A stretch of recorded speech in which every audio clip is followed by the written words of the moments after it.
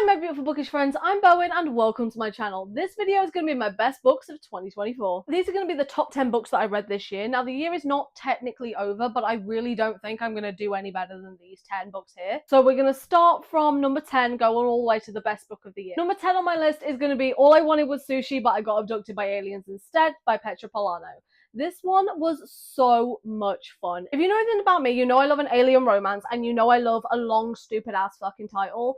And this one hit on all counts. It was so action-packed, it was fun, it was silly, it was smutty, it was kind of trashy, but if this is trash, then I am a raccoon and I fucking ate this shit up. And the female main character was just so feisty. I fucking love her. I then proceeded to go and read the rest of the books that are currently out in this series, and I'm so looking forward to the last installment from this series, which comes out in the new year. At number 9, we have Out on a Limb by Hannah Bonham Young. This book follows Win and Bo, and this is a surprise pregnancy trope, but even if you don't like the surprise pregnancy trope, this is the one that everybody says is the exception to the rule, and they are exactly right. They stay together for the sake of the kid in the sense that they want to remain friends. They don't want the relationship to complicate it, but they really do love and care and respect one another, and their banter is just so perfect because he's an amputee and she has a limb difference.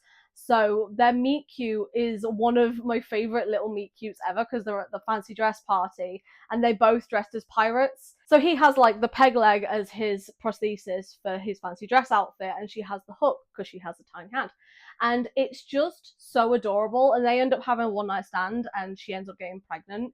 But I love these two together. They are just such a perfect fit for each other. I love them so much. At the number 8 spot, we have Clueless Puck Boy by Eden Finley and Saxon James. I fucking love this book. I now want to binge the rest of this series. I am so excited to get to the rest of them. This is an hockey romance between one of the players and one of the team's personal trainers, physiotherapists. Quinn is our hockey player and he sustained a groin injury while he's doing his job and playing hockey, and he has to go to Vance for a sports massage to relax the muscle, but every time he goes to Vance he gets a little overexcited because he has a massive crush on Vance.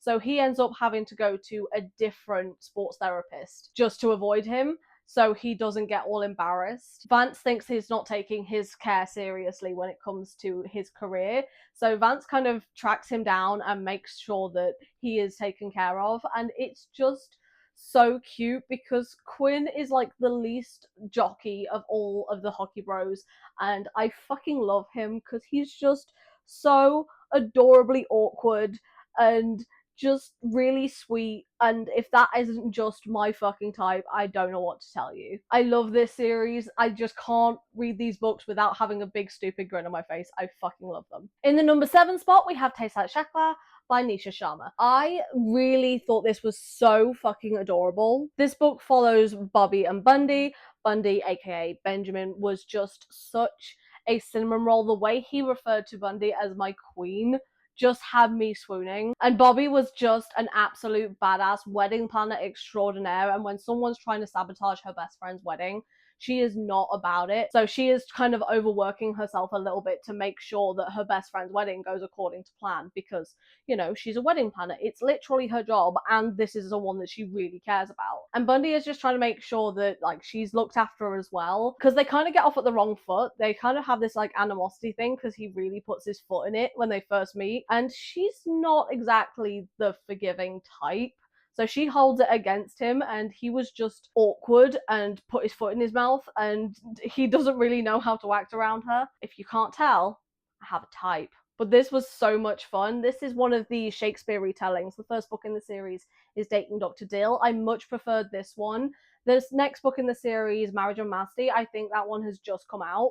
So I'm really looking forward to getting to that one because I fucking love this. At number 6, we have At First Spite by Olivia Dade. This book follows Athena and Matthew, and Athena used to be engaged to Matthew's brother, but Matthew kind of talked his brother out of getting married because he didn't think that the two of them were right for each other. But the thing is, Athena went and bought a tiny house as a gift for her soon-to-be husband, and it turns out after he broke the engagement, that's the only place that she has to go and live, which happens to be between her ex and his brother that made him call off the wedding. It's kind of awkward. Her ex isn't really around all that much. I think he went off on the honeymoon without her. His brother Matt literally lives right next door, and he ends up taking it upon himself to make sure that she's okay as well, because the reason that he gave to his brother is because they didn't think they were right for each other.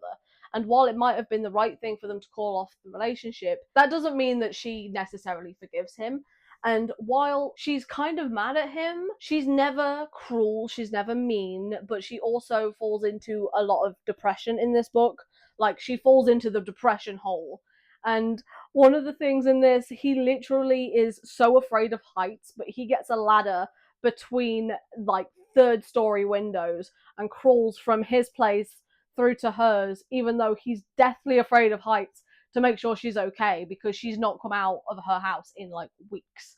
And all of the things that she was doing to kind of wind him up, she stopped doing, and he wants to make sure that she's okay. And she's not answering the door, so he makes sure that he gets through to go and check on her. And it's so sweet. I love them so much. Olivia Dade's writing is just top tier.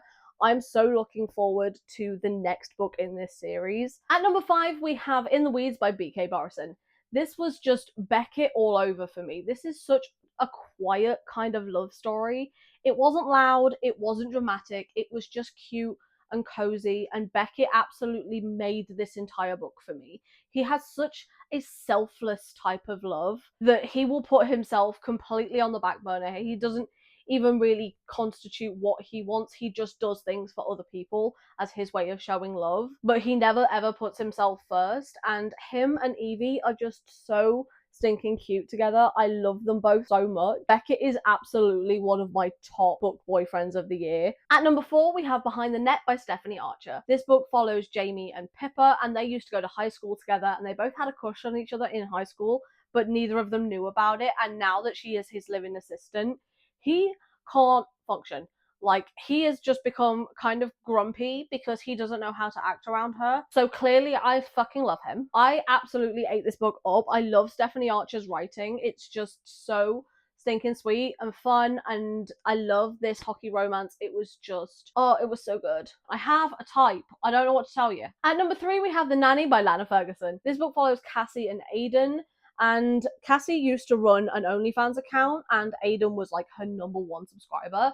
They were even going to meet up at one point, but then life hit Aiden sideways and he ends up kind of standing her up. She cancelled the OnlyFans account and she just decided she now wants to become a nanny because she has, you know, bills to pay and stuff. So she ends up working for Aiden, even though she doesn't know that he's the one that used to be her biggest subscriber, and he doesn't know that she's the one with the OnlyFans account. And because Aiden's daughter's mum died recently, he's now been gone from a part-time dad to a full-time dad. And he's kind of floundering a little bit because he still has a full-time job and he's a chef, so it's very like high-paced kind of environment, and he needs a nanny to be able to help him out with his daughter. And he has his daughter's aunt that's also kind of causing a little bit of tension. But the way that that was all resolved was done so well. Cassie is just such a girl's girl as well, and I love her. It's a 4 Spice book. It's so smutty. It's so fun. The characters are so sweet. I loved Sophie, the little girl. It was so fucking good. I ate this shit up. At number 2, we have Heartless by Elsie Silver. This surprises exactly no one. I listened to the audiobook for this one on Valentine's Day, and what better way to spend Valentine's Day than with Daddy Cage? I feel like I made some good life choices that day. This was so much fun. If you don't fall for both of these characters, I don't understand what you're doing. This is one of the most highly rated romances for a good fucking reason.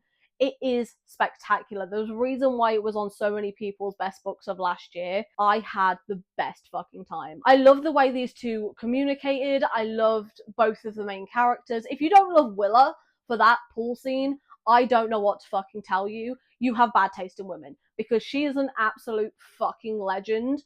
I love both of them so fucking much. I love this entire book. I would reread this over and over and over again. Elsie Silver has quickly become one of my favourite authors, and I've only read 3 books in this series, that's it. but this is my favorite one so far for sure. I absolutely ate this shit up. Don't let the hype scare you. It's worth it. And finally, we have my best book of 2024, and that is going to be Sapphire Spring by C. Travis Rice. Now, I've been screaming about this book since I read it from the fucking rooftops. If you've not seen my video where I read this book, I will link that down in the description. I was sobbing on the ground frequently. I would love to be able to reread this book, but I don't think I have the emotional capacity to read this book. This one follows Nasir and Mason. I didn't even need to look at the back to remember their names, and I read it in fucking February. That tells you so much about this, because I have the memory of a fish. I cannot tell you a single, actual detail about these books here. I can only tell you my thoughts and my feelings, but the actual plot of this is something that I lives rent-free. I fucking ate this up. Mason and Nasir went to high school together, and Mason used to bully Nasir when they were in high school. And this entire book is when they meet as adults, and it's Mason's redemption arc, and it is fucking delicious. Because he's an alcoholic and he's struggling with that, and he is really working hard to change the person he used to be and fix the relationships that he had and decide what relationships that he wants to keep. And Nasir is one that he definitely wants to keep. I fucking love these two together. This broke me in a fundamental fucking way, and the fact that I don't hear anyone else talking about it is a goddamn crime. It is so fucking good.